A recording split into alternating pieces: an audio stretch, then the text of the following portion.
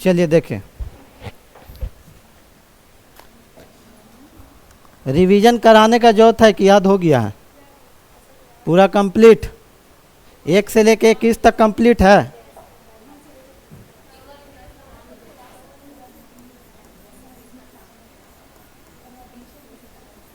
एक में क्या है? India that is Bharat, union of states है। 2 में क्या है? 2 में क्या है? सर धीरे धीरे भूल रहे हैं, अब अभी तो मजा आएगा। नए राज्यों की स्थापना, नए राज्यों की स्थापना। 3 राज्य के सीमा, क्षेत्रफल, नाम में परिवर्तन। ठीक है। 4 में क्या है? 2 और 3 जो है वो 368 के अंतर्गत नहीं आएगा। कौन सा भाग हो गया? ये भाग 1। भाग 2 नागरिकता, कितना से कितना है? 5 से। अनुच्छेद 9 क्या है? वही दूसरे देश की नागरिकता प्राप्त करते हैं तो भारत की नागरिकता समाप्त। भारत की नागरिकता समाप्त। बताइएगा भारत में नागरिकता कितने आधार पर प्राप्त होती है? 5 आधार पर प्राप्त, 5 आधार पर होती है। और चीनी कितने आधार पर जाती है? वंचित 3 आधार। नाम बता सकते हैं? प्राप्त वाला, प्राप्त वाला।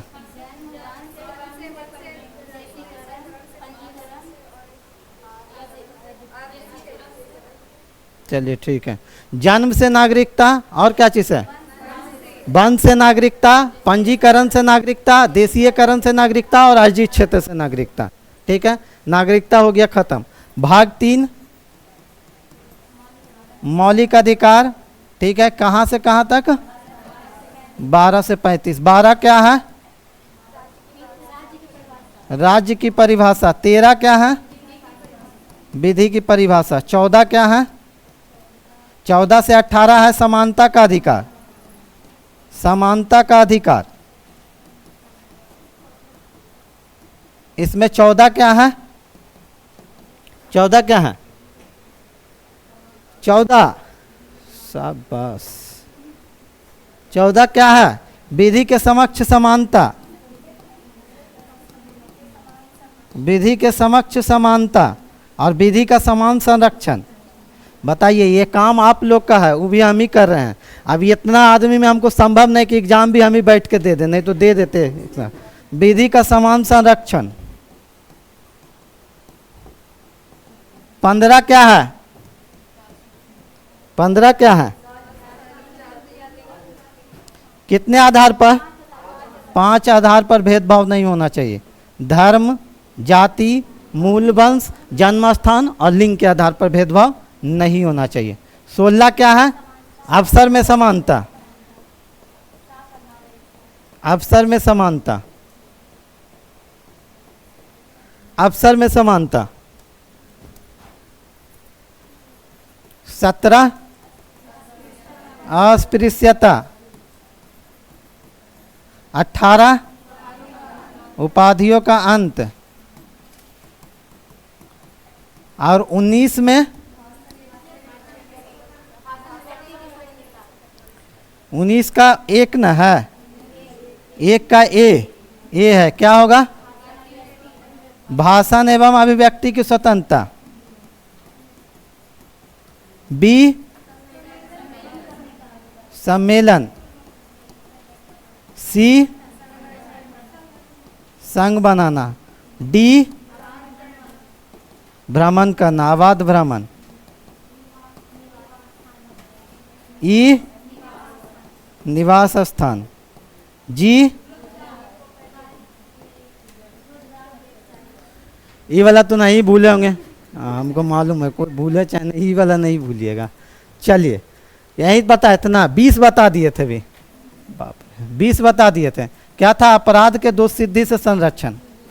अपराध के दोष सिद्धि से संरक्षण।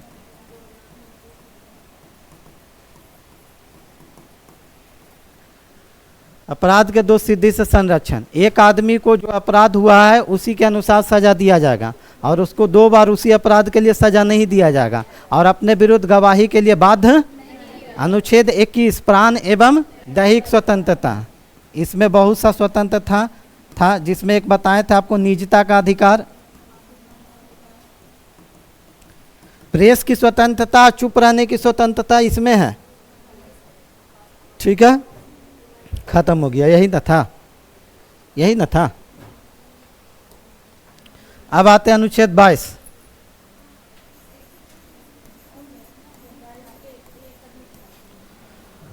अनुच्छेद 22 देखिएगा, अनुच्छेद 22 जो है ये 2 तरह के संरक्षण प्रदान करता है। एक था, ये अनुच्छेद 22 में है एक निवारक निरोध से संरक्षण,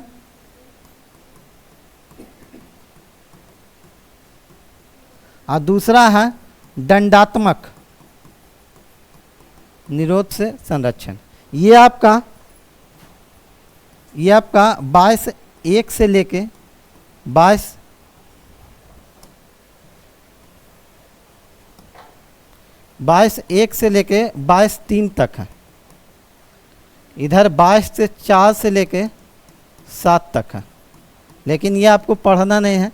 बेसिक चीज जो है वो हम बता देते हैं। दंडात्मक निरोध क्या होता है, निवारक निरोध क्या होता है।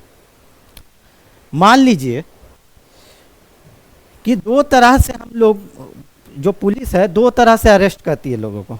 पहला, कोई घटना वो कर दिया है तब, ठीक है ना, कोई घटना अगर वो कर दिया है तब, ठीक है ना।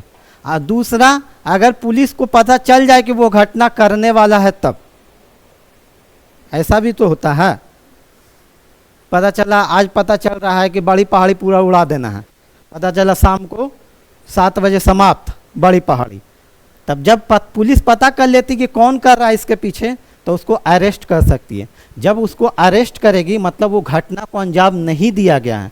तो जब उस घटना को अंजाम नहीं दिया गया है लेकिन शक के बिना पे जब उसको अरेस्ट किया जाता है, तब वो जो होता है वो होता है आपका निवारक निरोध, ठीक ना। उसी को कहते हैं निवारक निरोध, मतलब पहले ही से उसको अरेस्ट कर लेना। और दंडात्मक निरोध जो होता है वो तब होता है जब कोई घटना कर दिए, मतलब समाप्त तो हो गया, उसके बाद वो घटना हो गया, उसके बाद उसको गिरफ्तार किया जाता है, ठीक है ना। तो जब भी गिरफ्तार किया जाता है तो पहले चीज तो आपको अगर गिरफ्तार किया जाएगा, जो कि भगवान करे कभी ना हो, ठीक है ना, अगर आपको गिरफ्तार किया जाएगा, छोड़िए हटाइए, हम ही को गिरफ्तार किया जाएगा, ठीक है। तो जब हमको गिरफ्तार किया जाएगा तो सबसे पहले हमको बंदी गृह में नहीं रखना, बंदी गृह में नहीं रखना है, बंदी गृह में नहीं रखा जाएगा। दूसरा चीज, हमको कारण बताया जाएगा, ठीक है ना। फिल्म में देखते होंगे, जैसे ही गया घर पे रेड मारने के लिए, गिरफ्तार करने के लिए, कारण बताया जाएगा।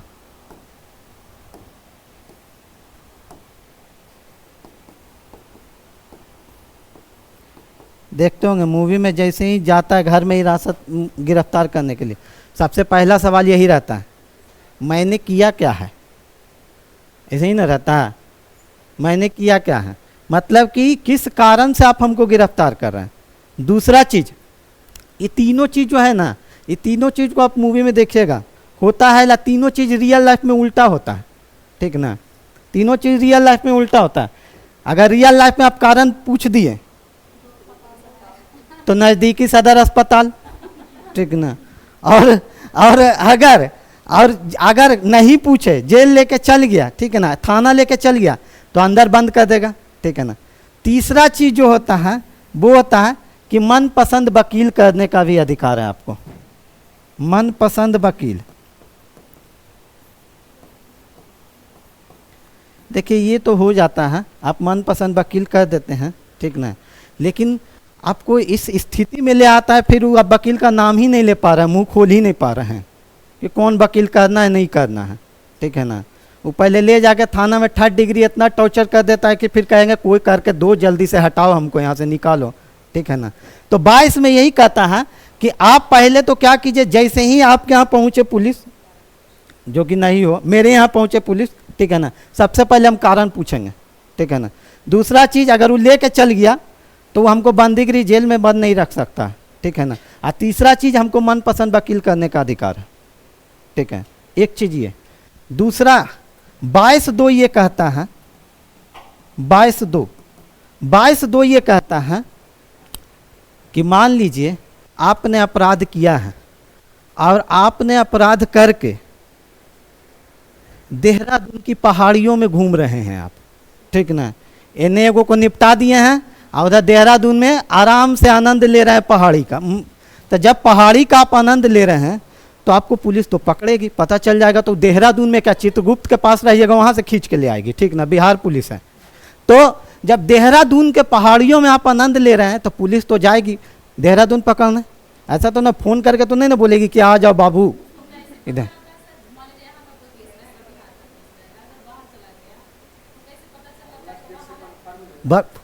नेटवर्किंग है, हाँ नेटवर्किंग ना है, कहाँ से आप गए कहाँ नहीं गए।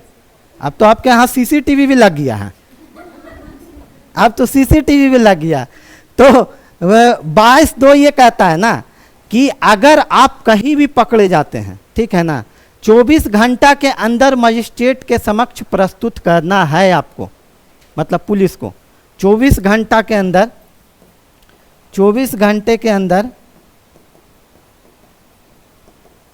मजिस्ट्रेट के समक्ष प्रस्तुत करना अनिवार्य है, प्रस्तुत करना अनिवार्य है। मतलब क्या, अब चलिए हम देहरादून का एग्जाम्पल दिए तो खैर नज़दीक है, पता चला ऊटी उसको ज़्यादा पसंद है, नीचे चल गया ऊटी, ठीक है ना। ऊटी मालूम है ना कहाँ है, कौन पहाड़ी पे है ऊटी, पालनी की पहाड़ी नीचे, ठीक है। तो मान लिए पता चल गया कि ऊटी पे है, अब ऊटी से बिहार लाने में 1 दिन से तो ज़्यादा समय लगेगा। ध्यान रखिए कि इसमें यात्रा का समय नहीं जुड़ा हुआ रहता है,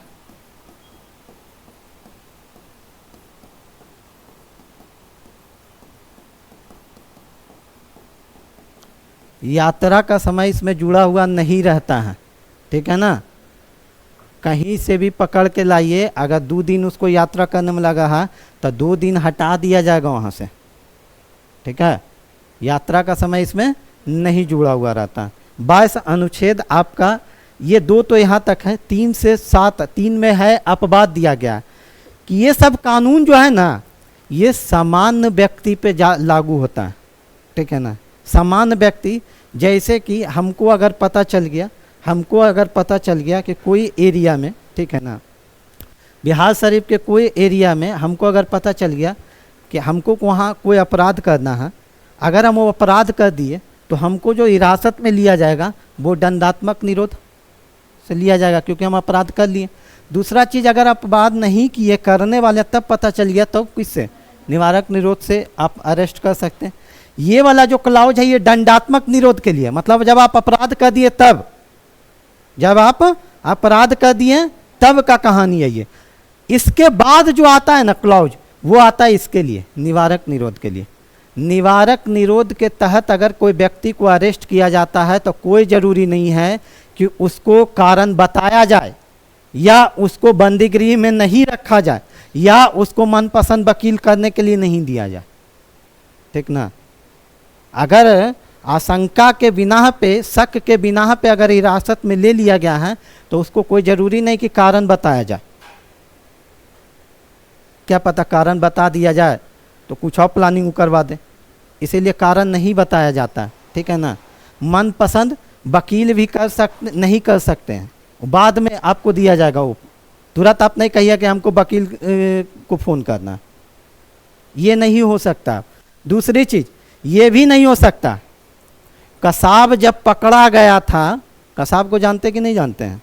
कसाब जब पकड़ा गया था तो कसाब हो गया, ये विदेशी शत्रु पे भी लागू होता है ये चीज़। कसाब विदेशी शत्रु था, कोई ज़रूरी नहीं कि उसको 24 घंटा के अंदर ही मजिस्ट्रेट के समक्ष पेश करना है, ठीक है, कोई ज़रूरी नहीं है। तो कसाब पे तो कसाब को तो अरेस्ट किया गया, तो कसाब पे को तो इतना फैसिलिटी मिला जितना आप लोग हम लोग को नहीं मिलता है। तो विदेशी शत्रु के मामले में, ठीक है ना, और निवारक निरोध से पकड़े व्यक्ति के मामले में ये वाला क्लाउज लागू नहीं होता, ये लागू नहीं होता। कोई ज़रूरी नहीं है उसको कि 24 घंटा के अंदर मजिस्ट्रेट के पास पेशी कर देना, ठीक है। तो ये आपका था अनुच्छेद 22।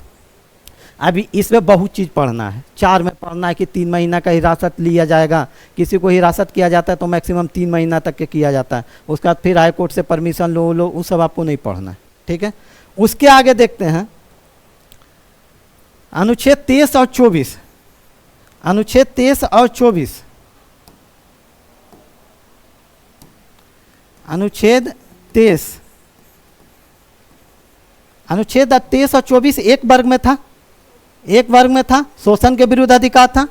23 और 24 शोषण के विरुद्ध अधिकार था, शोषण के विरुद्ध अधिकार।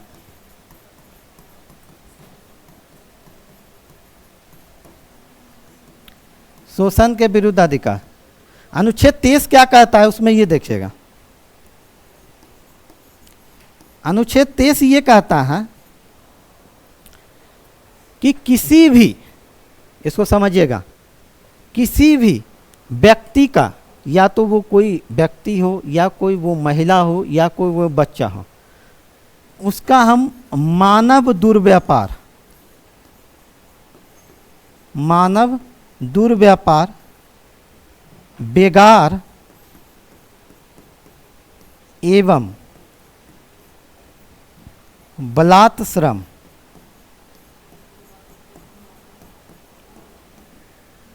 बलात् श्रम पर प्रतिबंध लगाता है।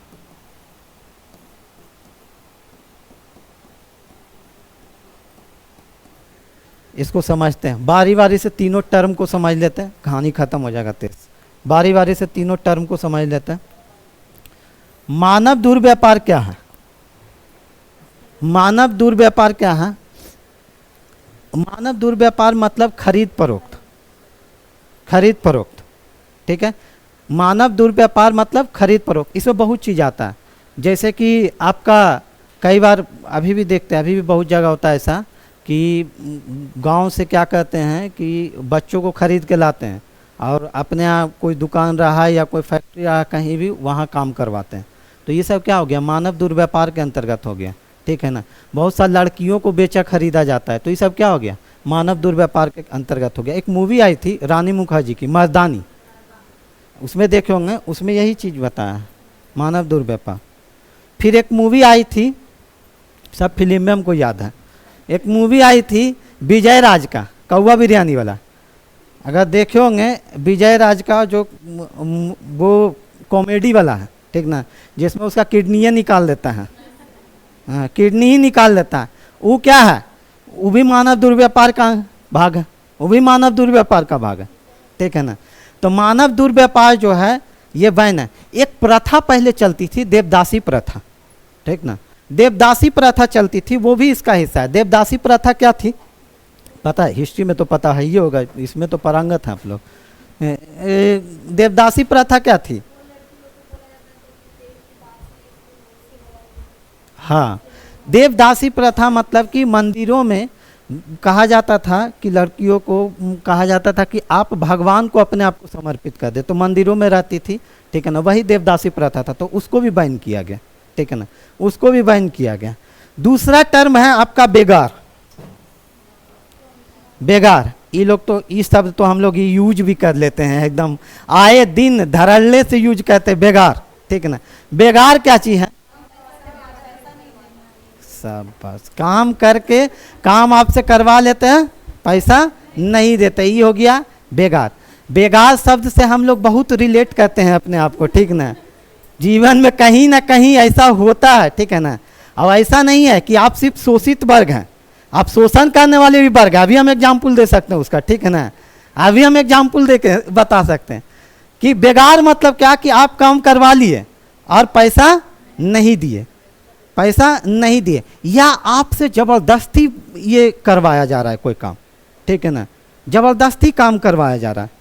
जैसे बहुत सा अक्षय कुमार का फिल्म है, अक्षय कुमार को जबरदस्ती नौकर उकर बनवा के काम करवाता था, पैसा उसा दे ही नहीं रहा है कुछ, ठीक ना, तो वो सब किस में आ जाएगा, बेगार में आ जाएगा, बेगार में आ जाएगा, ठीक है। अगला है बलात् श्रम। बलात् श्रम क्या मतलब, क्या चीज, क्या क्या क्या सुन,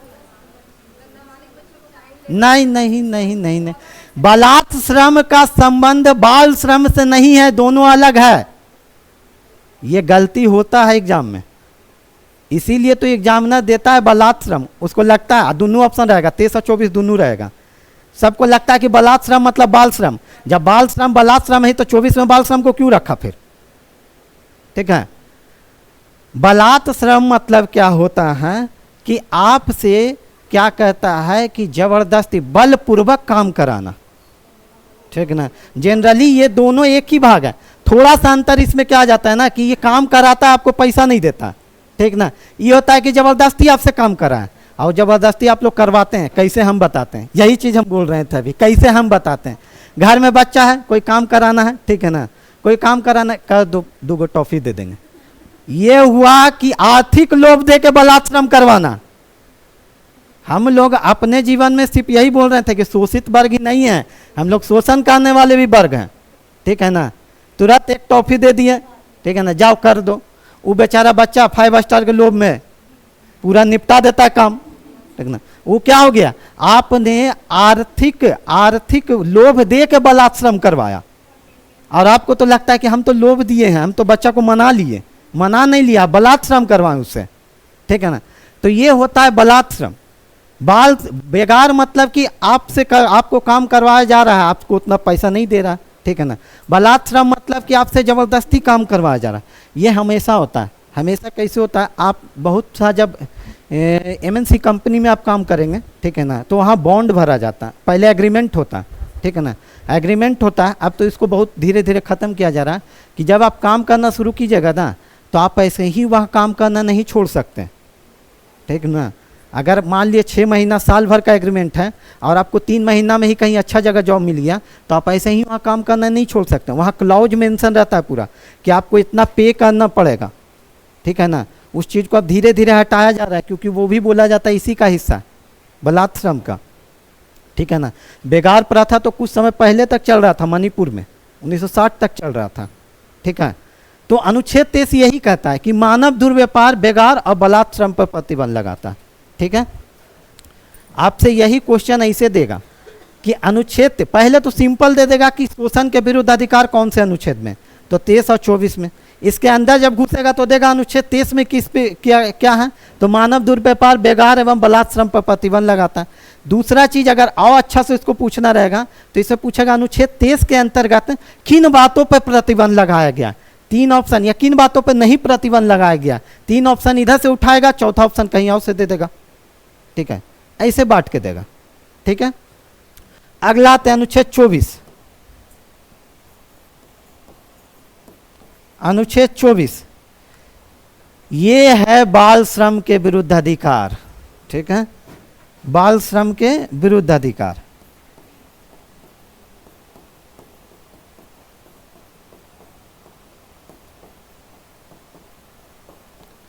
बाल श्रम के विरुद्ध अधिकार, देखिए इत्मीनान से इसलिए पढ़ा रहे हैं क्योंकि मौलिक अधिकार इंपॉर्टेंट चैप्टर है। हमको क्या निपटाने का रहे तो 1 घंटा तो निपटाइए दे, 15 मिनट में तो रिवीजन 10 मिनट में हो जाता है, तो आराम से निपट जाएगा, लेकिन इसको अच्छा से समझ लीजिए, ठीक ना। दूसरी बात ये भी है कि फिर हमको भी पता है कि आप समझिएगा नहीं मौलिक अधिकार किन्हीं से जाकर, वो हमको मालूम है, तो इसीलिए हम समझा दे रहे हैं। अनुच्छेद 24 कहता है कि बाल श्रम के विरुद्ध अधिकार। अब बाल श्रम के विरुद्ध अधिकार ये तो हम लिख दिए, लेकिन इसमें भी कुछ काम है, कुछ इसमें भी जुड़ा हुआ, ये जुड़ा हुआ कि इसमें कुछ कुछ समय पे चेंजिंग किया गया, कानून लाया गया, उसके बाद कुछ कुछ समय पे चेंजिंग किया गया। बोला गया है कि 14 वर्ष से कम जो भी बच्चे हैं उनको किसी भी खतरनाक कामों में नहीं लगाया जाएगा, ठीक है ना। 14 वर्ष से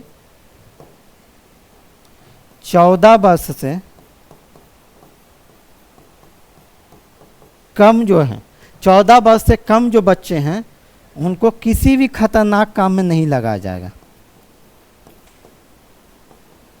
खतरनाक काम में नहीं लगाया जाएगा,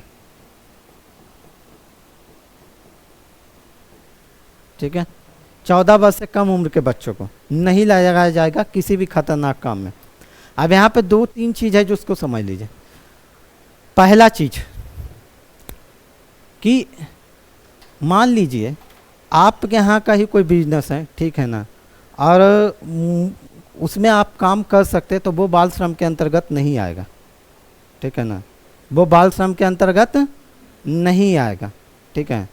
मान लीजिए आपके पापा कोई बिजनेस चला रहे हैं, ठीक ना, मान लीजिए हार्डवेयर का ही दुकान है, ठीक है ना, तब बोल दिए शाम को 2 घंटा बैठ जाना, ठीक है, तो आप कहिएगा अनुच्छेद 24 लेके आ जाइएगा तुरंत। तो हम बता ही दिए पहले ही, मौलिक अधिकार पढ़ने के पहले आप लिख लीजिएगा ऊपर, don't try this at home, ठीक है ना, कभी भी इसको घर में नहीं उपयोग करें, ठीक है। तो कभी भी वो बाल श्रम के अंतर्गत नहीं आता, वो चीज़ बाल श्रम के अंतर्गत नहीं आता है, ठीक है ना। आप हाँ, दूसरा चीज़ अब आप ये भी कह सकते हैं कि सर अब तो देख रहे हैं जो सीरियल वील आता, सास बहू, नागिन, सपेरा, जो भी उस सब में जो बाल बच्चा सब रहता है, पूरा मतलब जो एक्टिंग करता है, तब वो सब फिर कैसे कर रहा है। तो यहाँ मेंशन है खतरनाक काम मेंशन किया हुआ, ठीक है ना, उससे उसकी प्रतिभा का निखार होता है, इसीलिए उसको इसके अंतर्गत नहीं रखा जाता, बाल श्रम के अंतर्गत उसको नहीं रखा जाता। हम आ रहे हैं होटल पे भी आ रहे हैं, ठीक है।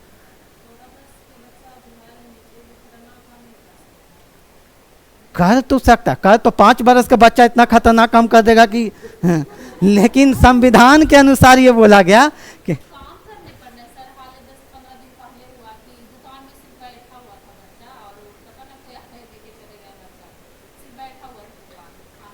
तो मतलब कौन लेके गया ये हमको बताइए। कोई अधिकारी लेके गए, तो कहाँ बैठा होता, होटल में बैठा हुआ था, दुकान में भी बैठा हुआ था। तो यहाँ मेंशन, ये बाद में आया है, यहाँ मेंशन किया गया है कि आप खतरनाक काम नहीं करवा सकते। दूसरा चीज़ ये मेंशन किया गया है कि कोशिश कीजिएगा कि काम उसका जो हो वो अपना घर का हो, ठीक ना।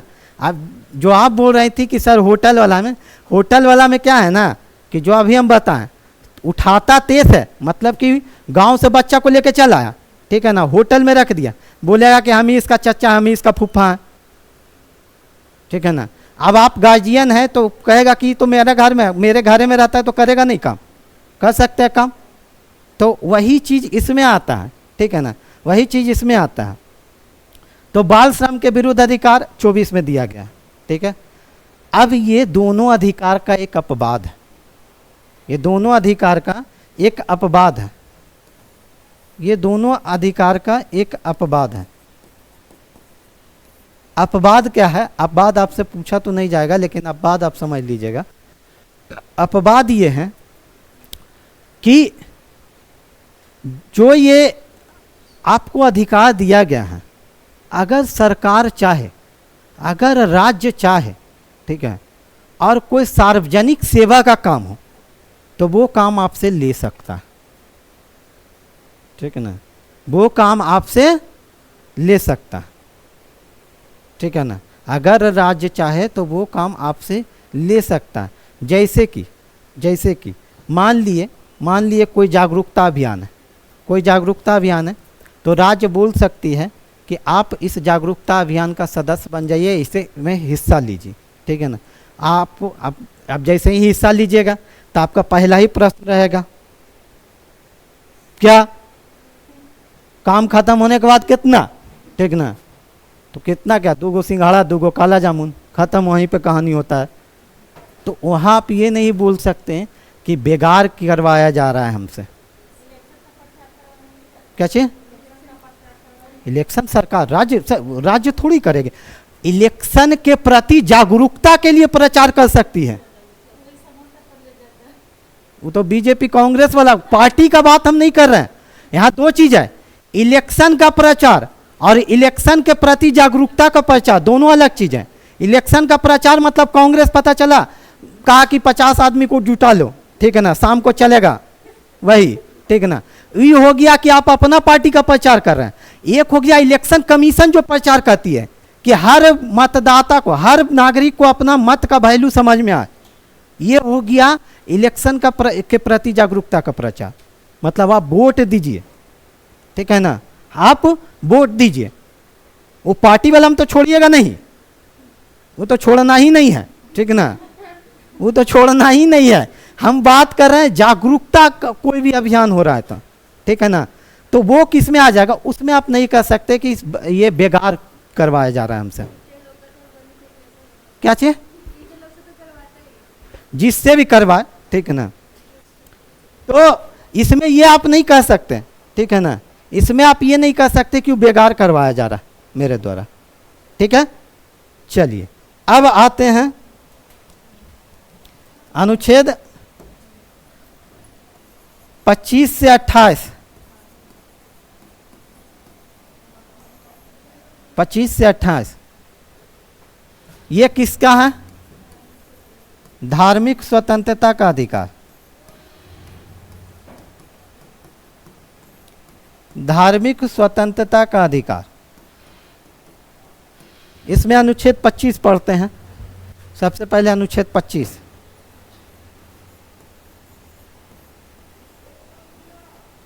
अनुच्छेद 25, अनुच्छेद 25 क्या कहता?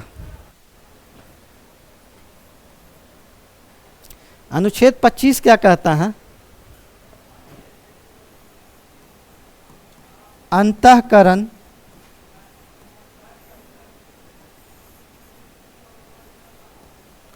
अबाध रूप से मान्य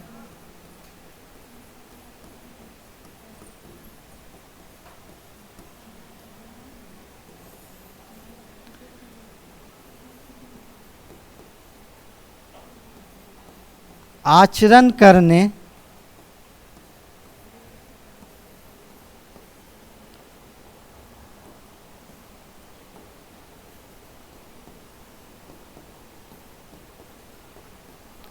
प्रचार प्रसार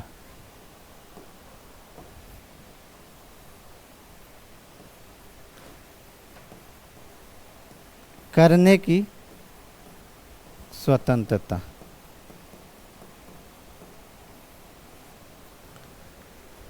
करने की स्वतंत्रता अनुच्छेद 25 ये कहता है, ठीक है। अनुच्छेद 25 ये कहता है कि अंतःकरण अबाध रूप से मानने, आचरण करने और प्रचार प्रसार करने। आप लोग लिख काहे रहे हैं? अच्छा, डर उड़ रहता है क्या कि जंग उंग लग जाएगा कि इसमें? क्या चाहिए? लिखना पड़ता है बाद में। हाँ तो अच्छा बात है कि अभी समझ लीजिए, बाद में लिख लीजिएगा। क्या चाहिए? बहुत हो जाता है, ये तो बहुत कम है।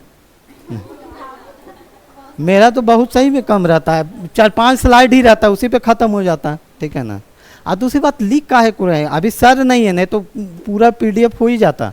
उसमें लिखने का जरूरत क्या है? समझिए, मेन चीज़ है समझना, ठीक है ना।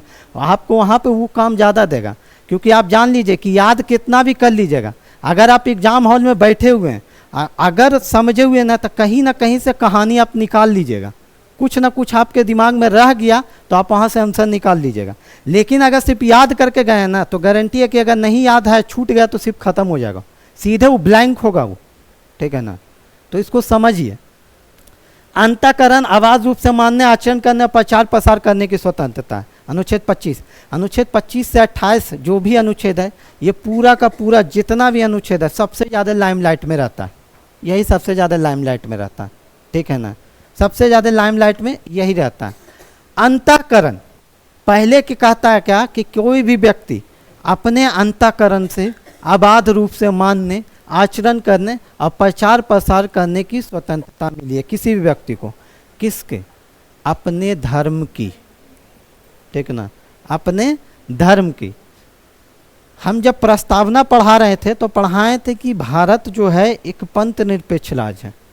पंथ निरपेक्ष मतलब भारत का अपना कोई धर्म नहीं है, लेकिन भारत व्यक्तियों के जितना भी धर्म है उसके प्रति क्या रहेगा? तटस्थ रहेगा, ठीक ना, उसके प्रति तटस्थ रहेगा। तो यहाँ ये बोला गया कि आप अपने अनुसार अपने अंदर किसी को भी मान सकते हैं, ठीक ना, किसी को भी मान सकते हैं। मतलब किसी अंतःकरण मतलब क्या? आपके अंदर जो आवाज आता है कि आप हिंदू धर्म को मानिए, मुस्लिम धर्म को मानिए, सिख ईसाई जिसको भी मानना, ठीक है ना, उसको मानिए। दूसरा, अबाध रूप से मानने मतलब कि कोई रोक टोक नहीं है, कोई रोक टोक नहीं। तीसरा, आचरण करने, उस अनुसार से आप व्यवहार कीजिए, ठीक है ना। चौथा, प्रचार प्रसार करने। जनरली ये दोनों जो है, ये दोनों है लगभग सिमिलर है, लेकिन थोड़ा सा अंतर है। जैसे कि जब आप एग्ज़ाम देने जाते हैं, जब एग्ज़ाम देने जाते हैं तो सवेरे सवेरे, अगर 9 बजे से 10 बजे से एग्ज़ाम है तो सवेरे सवेरे क्या होता है? साल भर भले पूजा पाठ नहीं किए हो, ठीक ना, लेकिन उस दिन करना तय है, ठीक ना, करना तय है। अब समझिएगा, हम दोनों का अर्थ समझा देते हैं। आपके अंतःकरण में भगवान नहीं है, ठीक है ना, आपके अंतःकरण में भगवान, ठीक है ना। अब बस आप उनको अबाध रूप से मान रहे हैं। क्या चाहिए? अभी साथ अंतःकरण में नहीं है इसीलिए तो साथ नहीं देते हैं। अंतःकरण में नहीं है इसीलिए तो साथ नहीं देते हैं, ठीक है ना। अबाध रूप से माने, साथ नहीं देते हैं। एक दिन में तो बच्चा माँ बाप को पहचान में नहीं करता, भगवान आपको कैसे पहचानेंगे? अबाध रूप से मानने, आप उस दिन मान रहे हैं, ठीक है ना, अबाध रूप से आप भगवान को मान रहे हैं। उसके पर मानने के प्रति भी कुछ लालसा है, लेकिन आप मान रहे हैं, ठीक है ना। आचरण करने, आचरण क्या? हुमाद मंगाए, ठीक है ना, पूरा जलाए हैं, टिक्का, पूरा मोतीचूर के लड्डू उड्डू, ये सब क्या हो गया? आचरण कर रहे हैं आप, ठीक है ना, आचरण कर रहे हैं। और आप ही के रूममेट एक हैं, ठीक है ना, आप ही के रूममेट एक हैं, वो भी किसी को नहीं मानता, तो उसको भी बोला परीक्षा है आ जाओ, तुम भी पूजा पाठ कर लो। ये क्या हुआ? समझ में आया? यही है आपका अनुच्छेद 25, यही है आपका अनुच्छेद 25। पूरा का पूरा मौलिक अधिकार रियल लाइफ पे ही बेस है, ठीक है। यही आपका अनुच्छेद 25। कोई जरूरी नहीं है कि आप जिसको अंतःकरण से मानते हो उसको अबाध रूप से ही मान रहे हैं, ठीक है, कोई जरूरी नहीं है। अब दिक्कत इसमें क्या है ना, इसमें दिक्कत क्या है कि इसमें दिक्कत क्या है कि अनुच्छेद 25 ये बोलता है कि आप प्रचार प्रसार अगर कीजिएगा, प्रचार प्रसार कीजिएगा, तो ऐसा भी है कि अगर आपका अगर पार्टनर है मुस्लिम धर्म में, तो पता चला आप इतना हनुमान जी का बखान कर दिए कि पूरा लंका उजला के ले आए, बताओ तुम्हारे यहाँ कौन है, ठीक है। आप इतना बखान कर दिए, वो लंका हनुमान जी से इतना प्रेरित हो गया वो व्यक्ति कि वो भी बोला हम भी हिंदू धर्म में आ जाएंगे। तो ये हुआ कि आपने अपने धर्म का प्रचार प्रसार किया, आपने अपने धर्म का प्रचार प्रसार किया। बोल दीजिएगा कि तुम लोग क्या क्या, हम लोग देखो साल में इतना त्योहारें रहता है, 15-20 छुट्टी, तो ऐसे ही हम लोग निपटाते हैं, ठीक है। तो क्या हुआ? प्रचार प्रसार किए, उस अनुसार से अगला आपका धर्म स्वीकार कर लिया।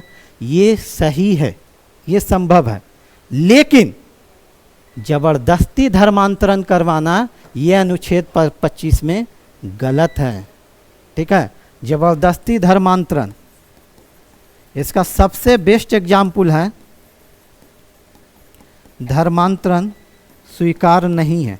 इसका सबसे बेस्ट एग्जाम्पल है द केरला स्टोरी जो मूवी आई है, सबसे बेस्ट एग्जाम्पल है इसका, जो द केरला स्टोरी मूवी आई। कल न्यूज़पेपर पढ़ा तो उसमें भी एक दिया हुआ था कि एक व्यक्ति था जो बच्चा सबको गेम खिलाता था, और इस तरह से गेम वो डिजाइन किया हुआ था ना कि वो मतलब गेम खेलने के बाद बच्चा दूसरा के धर्म में कन्वर्ट हो जाता था, मतलब वो अपने आप को कहता था कि इस धर्म में हमको कन्वर्ट कर दिया जाए। तो ये क्या हो गया? ये क्या हो गया कि आप जबरदस्ती धर्मांतरण करा रहे हैं। आप कभी छुट्टी रहेगा एग्जाम के बाद देखिएगा द केरला स्टोरी में, उसमें ऐसे ही किया जाता है, ठीक है ना, जबरदस्ती धर्मांतरण किया जाता है। तो जबरदस्ती धर्मांतरण इसमें स्वीकार नहीं है। आप अपनी इच्छा से कीजिए। अगर किसी को इच्छा है, अगर आपके धर्म में कोई गुण है, अगला जानता है कि आपके धर्म में ये गुण है और आपके धर्म में वो शामिल होना चाहता है, कोई दिक्कत नहीं, आइए, ठीक है ना। लेकिन जबरदस्ती पता चला हाथ गोड़ बांध दिया, कहा कि शामिल हो वो अब, ठीक है ना, सवेरे भोर तक हो जाना है, ठीक है, तो वो क्या हो गया, वो चीज़ स्वीकार इसमें नहीं है, वो चीज़ इसमें स्वीकार नहीं है। दूसरा चीज, एक चीज और है इसमें, एक अधिकार और है जिसको समझ लीजिएगा, एक बार एग्जाम में पूछा गया इसलिए बता देते हैं। कृपाण धारण करने का अधिकार। कृपाण समझते हैं?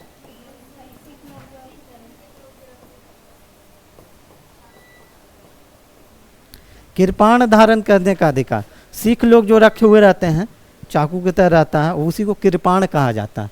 उसमें भी बहुत ये है कि आप 9 इंच से ज़्यादा नहीं रख सकते हैं, ब्लेड उतना बड़ा नहीं होना चाहिए, ठीक है ना।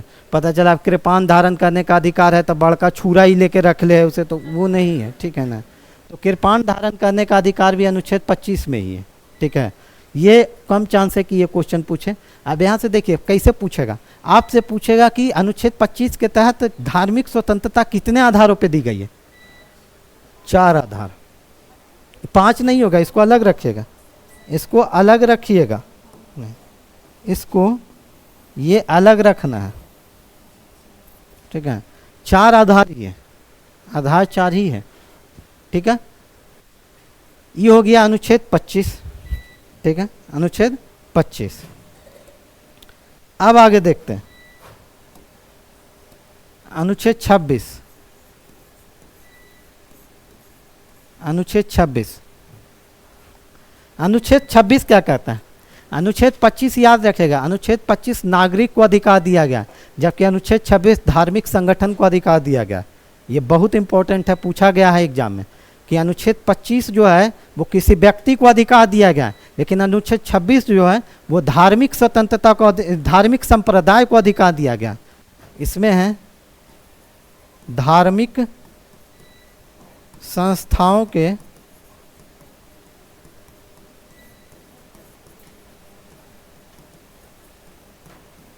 प्रबंधन का अधिकार।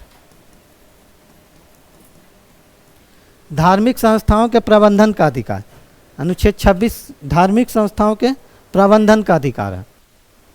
ये क्या है समझते हैं इसको। जब सबरीमाला वाला केस हुआ था तो 15 और 26 यही आकर टकराया था दोनों, समझते हैं इसको। धार्मिक संस्थाओं के प्रबंधन, पहले तो धार्मिक संस्था होती क्या है इसको डिफाइन किया गया 1982 ईस्वी में, ठीक है ना।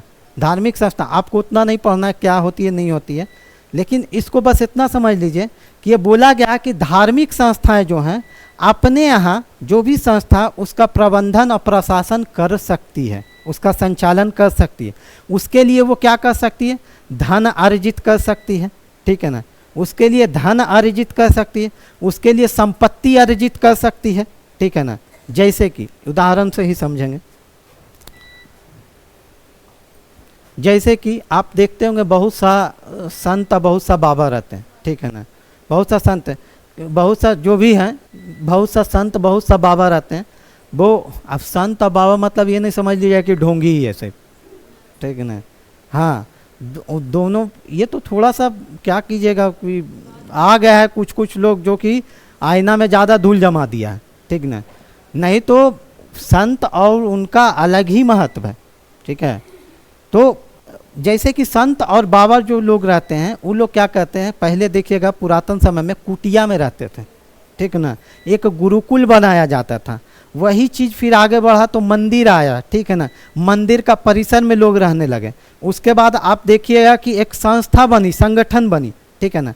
बालाजी जब जाते होंगे या बालाजी के बारे में सुने होंगे, वहाँ चढ़ावा चढ़ता है ना, या कहीं भी शिरडी के साईं बाबा जहाँ भी चढ़ावा चलता, तो एक ऑर्गेनाइजेशन रहता है, एक धार्मिक संगठन रहता है, ठीक ना। ऐसा नहीं कि चढ़ावा आज चढ़ा और 5 पंडित जी हैं तो पाँचों 20 चढ़ावा चढ़ा 20 रुपया तो 4 रुपया सब लेके निकल गए घर, वैसा नहीं होता है।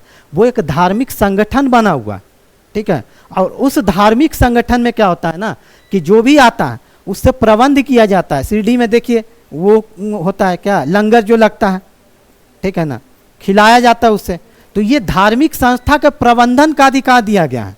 अब उसके लिए वो संस्था क्या कर सकती है, अर्जित करने के लिए वो संस्था शुल्क भी ले सकती है, वो संस्था शुल्क भी ले सकती है। जैसे कि इससे आप लोग बढ़िया से कोरिलेट कर सकते हैं, दुर्गा पूजा जब आएगा तो अभी पता नहीं चल रहा है, जब दुर्गा पूजा आएगा तो 10-12 को संगठन आएगा, वीर युवक संघ, वीर बाल संघ, ठीक है ना, नव युवक संघ आ जाएगा, पर्चा काटेगा 2551 रुपया।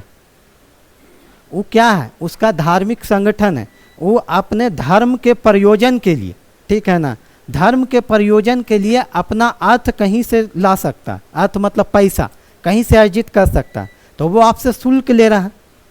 वो किस लिए, अपने धार्मिक संस्थाओं के प्रबंधन के लिए, धार्मिक संस्थाओं के प्रबंधन के लिए। ये हो गया धार्मिक संस्थाओं के प्रबंधन का अधिकार, ठीक है ना। बहुत जगह देखिएगा कि जो लोग संत लोग होते हैं उनका कुछ पूरा कहिए कि पूरा एकड़ के एकड़ जमीन रहता है। जो कौन वेब सीरीज आई थी बॉबी देओल वाला, आश्रम, उसमें यही चीज़ ना है कि पूरा बजाते। अब वो अलग बात है कि भौतिक सुख सुविधा के लिए पूरा सोफा एसी लग गया, वो अलग चीज़ है। लेकिन धार्मिक संस्थाओं के प्रबंधन का अधिकार यही कहता है कि आप अपने धार्मिक संगठन को बढ़ावा देने के लिए, उसका प्रशासन के लिए अर्थ अर्जित कर सकते हैं, अर्थ अर्जित कर सकते हैं। अब अर्थ अर्जित करने का मतलब ये नहीं है कि आप विधि का उल्लंघन कर दीजिएगा। जैसे कि बहुत सा मंदिर में ऐसा होता है, इधर तो नहीं होता है, इधर तो हम लोग बहुत शरीफ लोग हैं, ठीक है ना। दक्षिण भारत वाला मंदिर में क्या होगा ना कि जब जाइएगा ना तो वहाँ पर अगर मंदिर का मुख्य द्वार है, हम गए हैं तो हमको पता है, वहाँ पर अगर मंदिर का मुख्य द्वार है ना तो लाइन ऐसे ऐसे ऐसे, उतना टेढ़ा मेढ़ा सांप भी नहीं हो सकता है जितना टेढ़ा मेढ़ा लाइन रहता है इस तरीक़ा से। और वहाँ तक पहुँचते पहुँचते चार्ज बंधा हुआ है, ये चार्ज बंधा हुआ है कि अगर आपको चौथा लाइन पे जाना है तो 200 रुपया दीजिए, पहला लाइन पे जाना है 500 रुपया दीजिए, डायरेक्ट माता जी का दर्शन, डायरेक्ट माता जी का दर्शन 50,000 में तो डायरेक्ट मतलब साक्षात घर में आ जाएंगे, ठीक है ना। तो वो क्या है, वो अवैध है, वो अवैध है। वहाँ पे धार्मिक संगठन ही नहीं कर सकता कि हम अपना अर्थ का अर्जित कर रहे हैं, अर्थ का अर्जित कर रहे हैं, तो यहाँ धार्मिक स्वतंत्रता का अधिकार भी तो हनन हो रहा है। तो ये चीज़ अगर आप चार्ज रखते हैं तो सबके लिए चार्ज उतना ही रहना चाहिए। तो ये होता है धार्मिक संस्थाओं के प्रबंधन का अधिकार। बिहार शरीफ में भी बहुत जगह ऐसा होता है कि बहुत जो संत लोग हैं, ठीक है ना, एक अर्जित क्षेत्र की ओर अपना रह रहे हैं, अपना प्रशासन चला रहे हैं, ठीक है ना। तो ये अनुच्छेद 26 में आता है, ये अनुच्छेद 26 में आता है। और इसमें धार्मिक संस्था में सिर्फ ये नहीं कि मंदिर ही आएगा, मस्जिद भी आएगा, सिख का भी जो है वो भी आएगा, ईसाई का जो है वो भी आएगा, ठीक है ना। वो तो बस मंदिर वाला थोड़ा सा हाईलाइट हो जाता है। क्या चाहिए, जो भी सब चीज में होता है, बस ये हाईलाइट ज्यादा हो गया, ठीक है।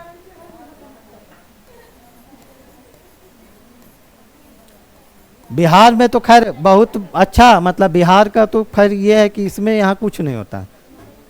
अनुच्छेद 27 ये देखिएगा, अनुच्छेद 27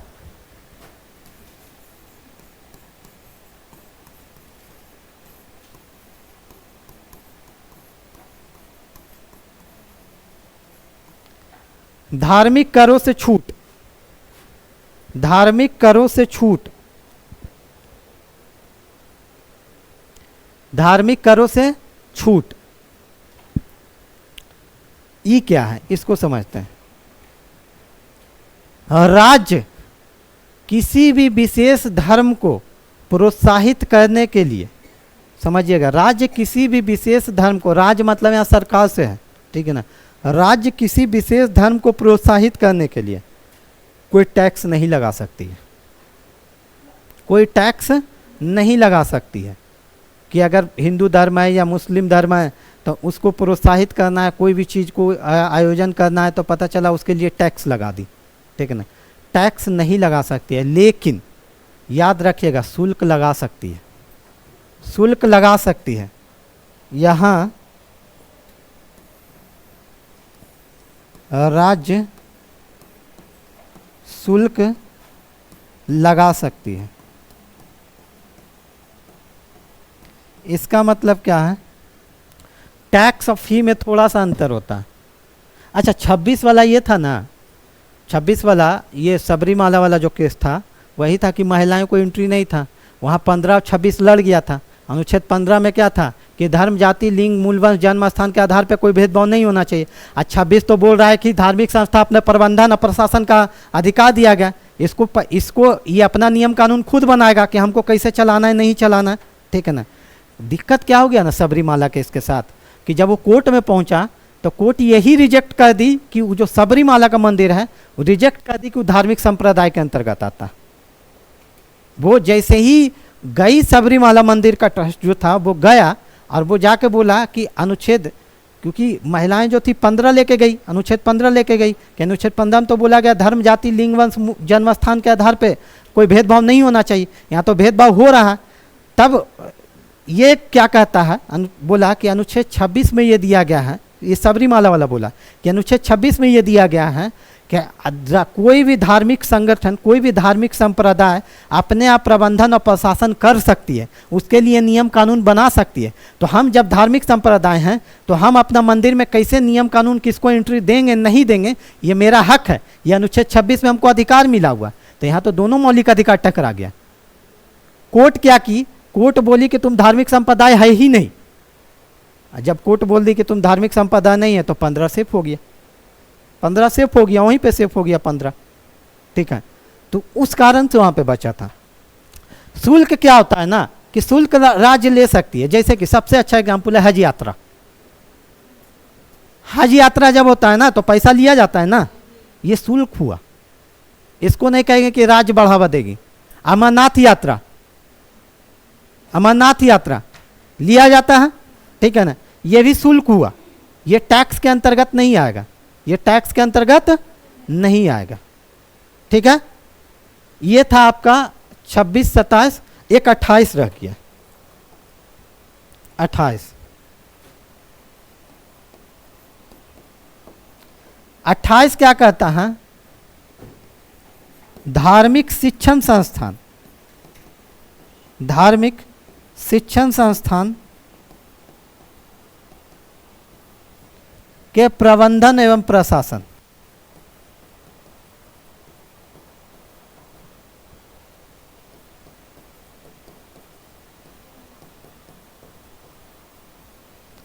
प्रशासन का अधिकार, ये क्या है, ये बोला गया कि अगर कोई धार्मिक शिक्षक संस्थान है, और धार्मिक शिक्षण संस्थान मतलब क्या कि जहाँ की कोई विशेष धर्म के बारे में बताया जाता हो, ठीक है ना। बोला गया अगर कोई धार्मिक शिक्षण संस्थान है तो वहाँ अगर वो राज्य के द्वारा कोई पैसा उसको नहीं दिया जा रहा है, ठीक है ना, तब उसको उस पर डिपेंड करता है कि वो अपने यहाँ क्या पढ़ाता है नहीं पढ़ाता है, ठीक है ना। जैसे कि कोई मुसलमान का अगर धार्मिक शिक्षण संस्थान है, ठीक है ना, क्या मदरसा रख सकते हैं, मदरसा है, ठीक है ना, तो वो अगर राज्य वित्त से संचालित नहीं है, मतलब राज्य उसको पैसा नहीं दे रहा है, ठीक है, तो वो कुरान का वहाँ पे पढ़ाई पढ़वा सकता है, कुरान वहाँ पढ़ाया जा सकता है, ठीक है ना। पहला चीज़ ये हो गया। दूसरा चीज़ ये बोला गया कि अगर अंशतः वित्त पोषित है, मतलब राज्य कुछ पैसा दे रहा है, थोड़ा बहुत दे रहा है, एक तो है कि पूरी तरह से सरकारी है तो वहाँ तो होगा ही नहीं, पूरी तरह से सरकारी है तो वहाँ होगा ही नहीं, कोई धर्म से संबंधित कोई भी पढ़ाई कोई भी अथी होगा ही नहीं।